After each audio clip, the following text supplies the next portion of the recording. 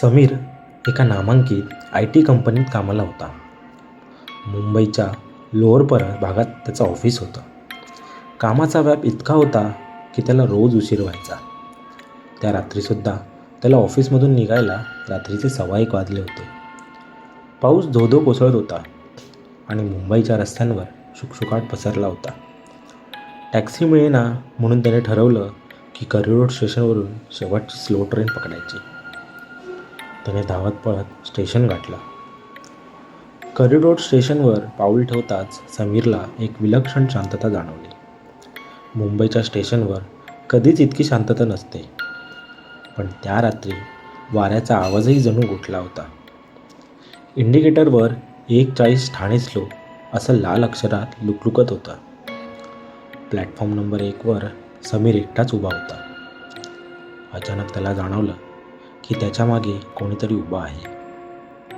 त्याने मागे वळून पाहिलं तर एक वृद्ध माणूस खांद्यावर एक जुनी काळी पिशवी घेऊन उभा होता. त्या माणसाचे कपडे पूर्णपणे ओले होते, पण त्याच्या अंगातून पाण्याचे थेंब जमिनीवर पडत नव्हते. "साहेब, किती वाजले आहेत?" त्या वृद्धाने विचारलं. त्याचा आवाज खूप खोल आणि करकरीत होता.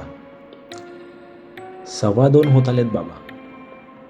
समीरने घड्याळाकडे न बघता उत्तर दिलं. वृद्ध माणूस फक्त हसला.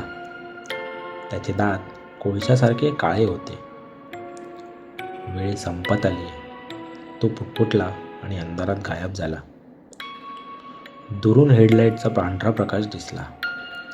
लोकल आली. डबे जवळपास रिकामेच होते. समीर मधल्या डब्यात चढला. डब्यात शिरताच त्याला एक कुबट कुजलेला वास आला, जसा पावसाळ्यात साचलेल्या गटाराचा येतो. डब्यात एक स्त्री बसली होती. तिने गडद निळी साडी नेसली होती आणि खिडकीबाहेर ती बघत होती. समीर तिच्यापासून थोड्या अंतरावर जाऊन बसला. गाडी सुटली, पण वेग पकडण्याऐवजी ती हळूहळू चालू लागली.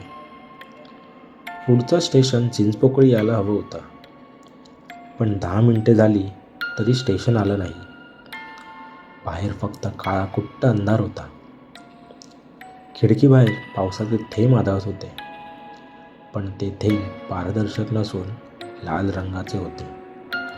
समीर अस्वस्थ झाला. त्याने चैन ओढण्याचा प्रयत्न केला, पण साखळी त्याच्या हातातच आली. ती गंजलेली होती. त्याने डब्यातल्या त्या स्त्रीकडे पाहिलं. "मॅडम, हे स्टेशन का येत नाहीये?" त्याने विचारले.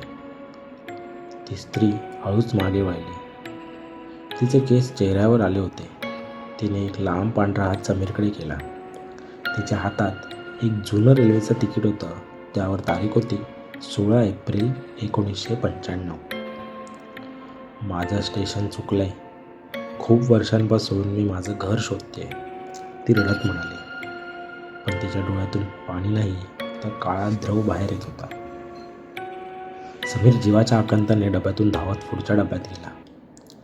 त्याला मोटरमॅनला सांगायचं होतं की गाडी थांबवा.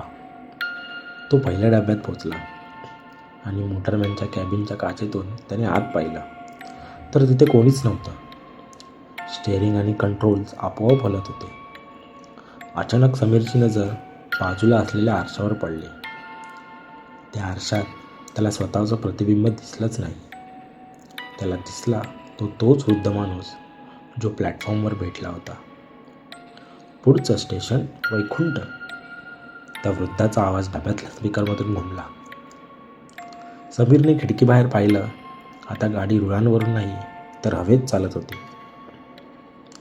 खाली मुंबई दिसत होती, पण ती मुंबई नव्हती, तर सगळीकडे आगीचे लोळ उठले होते आणि लाखो लोक ओरडत होते. त्याला आठवलं, तो आज ऑफिसमधून निघालाच नव्हता. त्याच्या ऑफिसच्या इमारतीला शॉर्ट सर्किटमुळे भीषण आग लागली होती. त्याला श्वास घ्यायला त्रास होऊ लागला. त्याचे हातपाय विरघळू लागले. दुसऱ्या दिवशी सकाळी लोअर परळच्या एका खाजगी ऑफिसच्या ढिगाऱ्यात अग्निशमन दलाला एक मृतदेह सापडला.